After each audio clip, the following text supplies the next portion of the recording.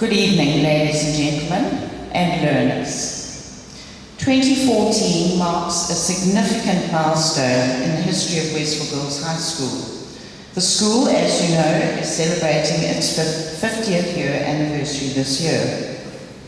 As a past pupil and present history teacher, my personal association with the school, as Lorraine told you, spans 41 of those 50 years.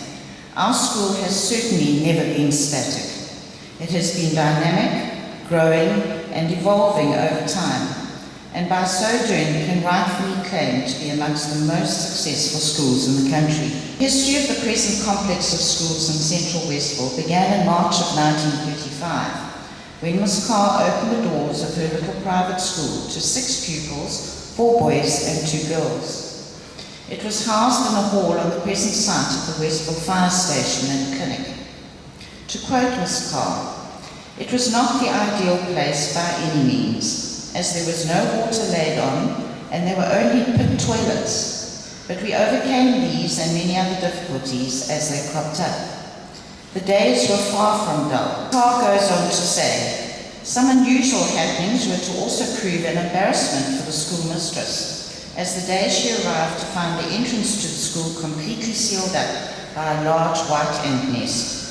She was hard at work clearing this with a pick and spade. When looking up, she found she was being watched with great amusement by the school inspector." By 1941, the school had outgrown its accommodation, and a move was made to an old house situated at the present Westville Boys High School site.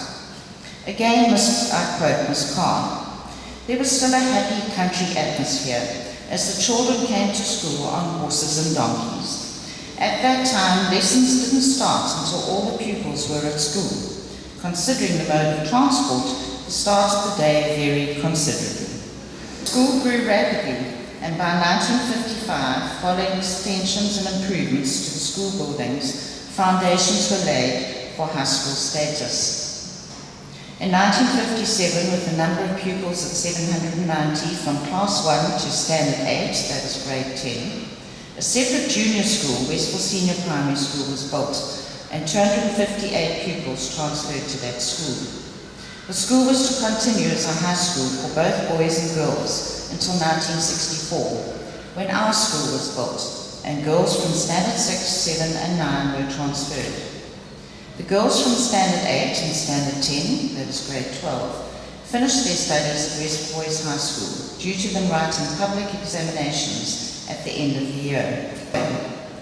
Westville in those days was still very much a rural area, with residential development taking place on what was generally small holdings farmed by Indians. Not very far from us were Indian families still living and growing vegetables on their properties. On the area now occupied by the Girls' High School was a market gardener, from whom we were able to purchase our vegetables and fruit. There was also a small shopping centre close by, which catered for all our grocery needs.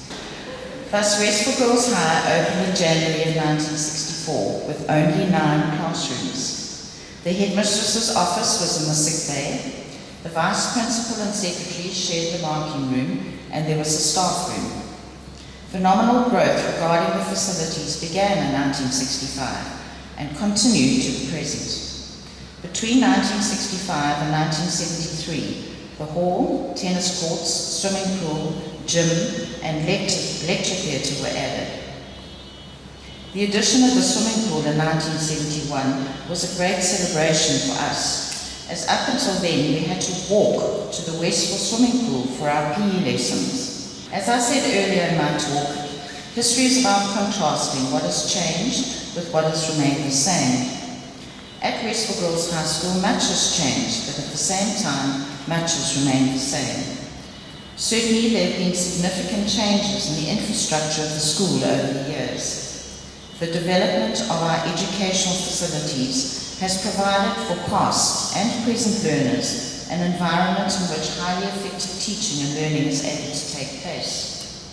It is largely the involvement and contribution of those who came before to which we are grateful.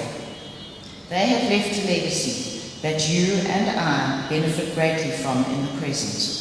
The music studio, drama and art studios, our magnificent library, the science labs, computer wing, the AstroTurf, the MJC and cafeteria. Westville Girls High has throughout its history had distinctive, highly effective characteristics that remain embodied in the ethos of our school to this day. But as you know, two other really old girls are Mrs. Lorraine Bodie and Mrs. Jane Fuller. The three of us were in the same class from grade 8 to matric. In fact, Mrs. Fuller and I were at school together from class 1. So I'm not alone in my fossil status. What Mrs. Bodie and Mrs. Fuller and I see around us on a daily basis is very familiar, but there are some changes that may be of interest to you. For example, regarding the uniform. We had to wear our badges buttoned right to the top, and it was a real concession on very hot days to undo it.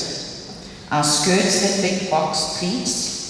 We wore lace-up shoes, and we actually thought we were so grown up.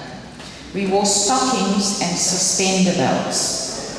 There were no such thing as pantyhose in our days, and only for seniors. We wore a felt hat in winter and a Panama hat in summer, and certainly no long pants. Athletics was unheard of until our final year because it was deemed to be unladylike. Our PE uniform was a sight to behold. However, I do need to mention a time of great celebration that opened up a whole new and exciting dimension to Westville Girls High. And that was the opening up of the school to all races in 1991. The following was recorded in the school magazine of that year. 1991 has been a happy year, enriched by cross-cultural exchanges. This simple description of that year is testament to how Westville Girls High has always embraced change in a positive and welcoming manner. Despite the many changes and challenges that have confronted Westville Girls High, our core value system has always remained constant. And lastly, and I'm very pleased to see that she's actually here tonight, in the words of a long-serving, fairly recently retired teacher of Westville Girls High, Miss Greenhoff, be proud of yourself, even if it is only because you bake the best chocolate cake. Thank you.